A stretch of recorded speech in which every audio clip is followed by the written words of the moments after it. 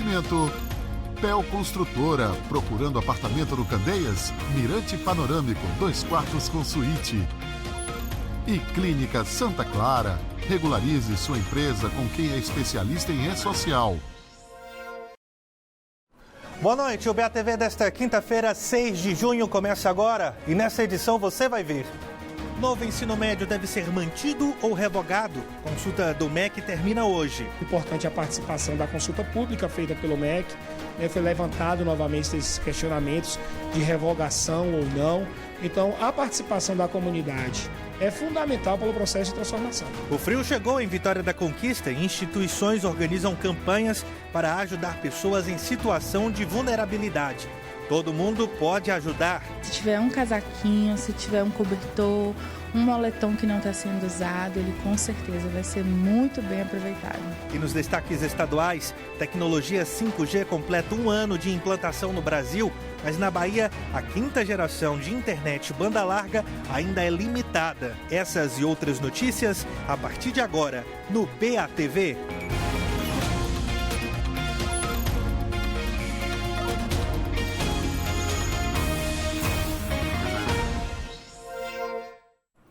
O novo ensino médio está sendo implementado em todas as escolas gradualmente.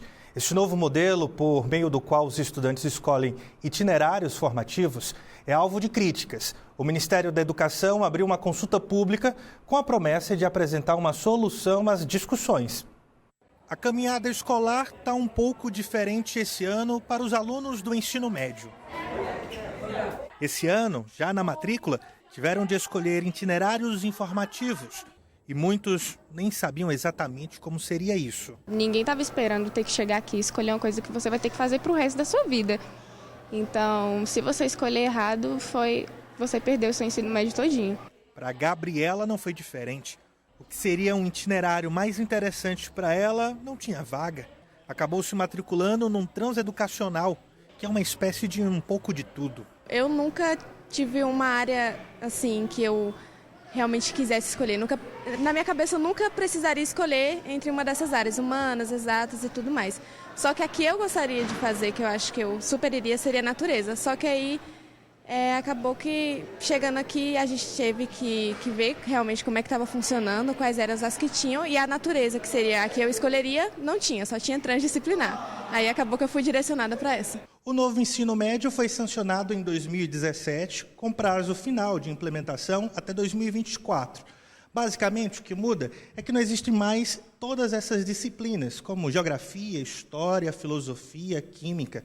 Todas elas foram agrupadas em áreas do conhecimento, como ciências humanas, ciências da natureza, matemática, e o estudante escolhe os itinerários formativos. Se antes o ensino médio era uma preparação para o ensino superior, agora a proposta é que seja uma formação mais voltada ao mercado de trabalho. Mas a proposta tem críticas. Implementar um ensino médio com itinerários formativos, incluindo aí um itinerário formativo profissionalizante, está em desacordo ao que nós compreendemos na área de educação, justamente porque lutamos muito para que houvesse uma educação básica universal para todos e que a escolha para a profissionalização ocorresse no ensino superior. É justamente por isso que nas últimas décadas o Brasil alcançou, e fruto de muita luta, mais universidades, mais cursos superiores, para que a juventude brasileira pudesse se profissionalizar no ensino superior. Esse diretor de escola diz que esse ano tem sido de aprendizado e desafios para professores, pais e estudantes. Quem vem fazer, sobretudo muitas vezes, a matrícula é o pai. Então, quando ele não vem com o aluno, então, ou seja, ele acabou fazendo uma escolha sem ter tanta segurança, depois consultando o aluno. Mas a gente também possibilitou, durante a primeira semana de aula, que o aluno ele pudesse migrar de um itinerário para outro. Porque a partir do momento que ele experimentou um pouco, ele percebeu talvez não era um itinerário que ele gostaria de fazer, então possibilitou essa troca.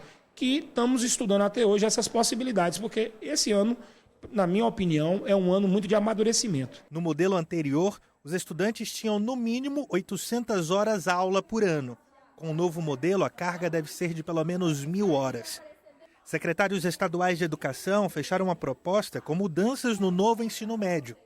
Um dos pontos defendidos é a possibilidade de reduzir a carga horária das disciplinas optativas e aumentar as básicas e obrigatórias. O MEC abriu uma consulta pública com a promessa de apresentar uma solução ao final das discussões. Acho que a gente precisa amadurecer muito, a gente precisa ler, a gente precisa aprofundar, a gente precisa discutir com a comunidade, inclusive, importante a participação da consulta pública feita pelo MEC. Foi levantado novamente esses questionamentos de revogação ou não. Então, a participação da comunidade é fundamental para o processo de transformação. Ana Clara, que tem 15 anos, não sabia exatamente qual profissão seguir. No fim, teve de escolher um itinerário que não se encaixava bem com o que ela se interessava. O que eu gosto era tudo separado em cada itinerário, então eu tive que optar por essa, mas por uma profissão digna ou dos sonhos, coisas assim. O que você está fazendo? Agora eu estou fazendo humanas, só que eu sinto que eu ainda estou perdendo muita coisa, como matemática, porque só tem 2 horários por semana. Então, acho que ainda vai dificultar para mim até para o Enem. Um semestre depois, a avaliação que as estudantes fazem do novo ensino médio não é positiva. O que você acha que poderia ser melhorado? Eu acho que o aumento da carga horária da base comum, porque nós recebemos algumas matérias diversificadas que não são tão necessárias. Elas são tipo temas que foram tirados de matérias fechadas e colocaram pra gente como se fossem matérias novas, só que não é bem assim que funciona. Aí eu acredito que poderia ter novamente esse aumento, vamos supor, de matérias como português e matemática, que nós só temos 2 vezes por semana, e diminuído um pouco também essa base diversificada. A Polícia Rodoviária Estadual apreendeu na BA-614, em trocamento com a BR-030 em Rio do Antônio, 50 celulares sem nota fiscal. Os aparelhos estavam em um ônibus que saiu de São Paulo com destino a Paramirim. Ao verificar um compartimento de bagagens, os policiais localizaram uma caixa contendo 50 smartphones importados da China. Segundo a PRE, a prática configura crime de descaminho. Ainda de acordo com a polícia, a caixa com os celulares foi despachada em São Paulo e o dono ainda não foi identificado. Esfriou, hein? E hoje também choveu fraco aqui em Vitória da Conquista e a promessa é de baixas temperaturas. Para amanhã, 14 e 23 graus. No sábado, fica um pouquinho mais alta. 25 é a máxima. No domingo, chegando a 26 graus, sem possibilidade de chuva. E mesmo com todo esse tempo, esse frio que a gente está sentindo, os climatologistas dizem que esse não está sendo um inverno tão rigoroso.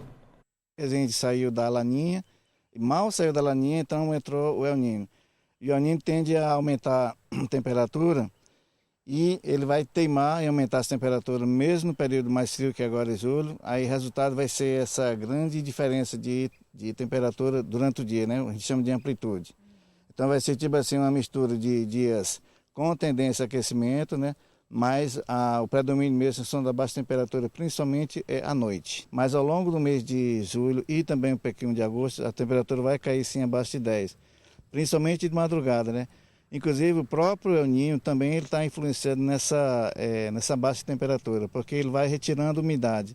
Quando tira umidade, então basicamente esse frio fica mais intenso, em especial à noite, porque é justamente o período que o calor tende a ir embora e o frio toma conta. E por falar da questão de umidade, a gente tem aqui na região cidade com previsão de umidade na casa dos 30%. É o caso de Riacho de Santana. Para amanhã, mínima de 13, máxima de 28 graus são as temperaturas por lá. Em Macarani, 20 e 29 são as temperaturas. E em Ibicoara, mínima de 13, a máxima chegando aos 22 graus e sem possibilidade de chuva para essas cidades. E nesse período de frio, muita gente precisa do nosso apoio. Alguns grupos se unem para arrecadar cobertores, agasalhos e roupas e doar a quem está passando frio. Você também pode entrar nessa corrente do bem. O inverno chegou com força em Vitória da Conquista. As madrugadas têm sido geladas. À noite, o frio fica rigoroso. As temperaturas mínimas registradas nessa semana têm chegado aos 10 graus, com sensação térmica de 8 graus. Nas ruas, quem pode tem andado bastante agasalhado. Mas a realidade de muitas famílias aqui em Vitória da Conquista é outra. Não tem como se agasalhar. Mas através de algumas campanhas na cidade, o amor e a solidariedade têm se transformado em calor. A Ordem dos Advogados de Vitória da Conquista, junto com o grupo Ação Social Conquista, iniciaram uma campanha de arrecadação de roupas e agasalhos e tem feito entregas a quem mais precisa nas ruas da cidade. Essa campanha a gente está desde o mês de junho arrecadando itens, vestuários, cobertores, e nós vamos aí até o mês de agosto. E toda doação que vai chegando, a gente já vai direcionando para amenizar o frio dessas pessoas que estão em necessidade. Com a queda das temperaturas, muita gente passa, estão sem cobertores, sem agasalhos, e principalmente as pessoas que vivem em situações de ruas, que são as pessoas que mais sofrem, que são vulneráveis, que estão vulneráveis. E essa parceria é o que ajuda, essas pessoas a aquecerem, a confortar um pouco. A arrecadação segue até o dia 9 de agosto. Todo mundo pode doar e ajudar a esquentar muitas vidas. Cada item faz a diferença. Se tiver um casaquinho, se tiver um cobertor, um moletom que não está sendo usado, ele com certeza vai ser muito bem aproveitado. A Polícia Militar da Bahia também está realizando uma campanha em todo o estado.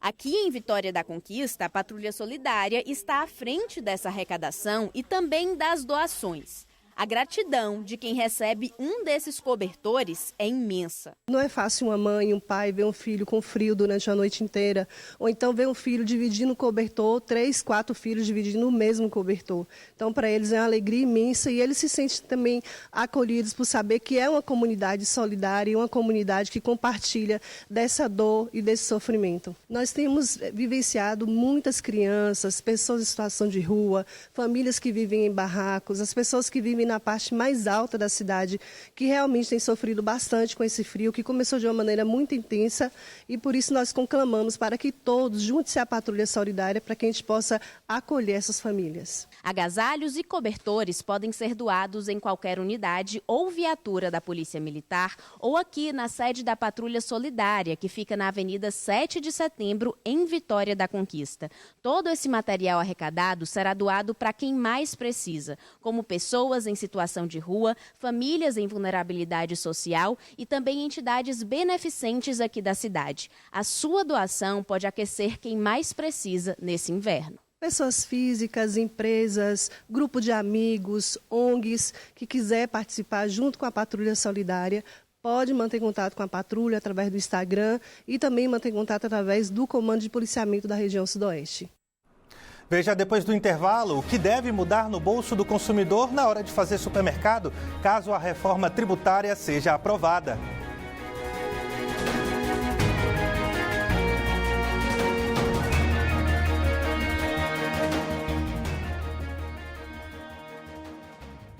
Não perca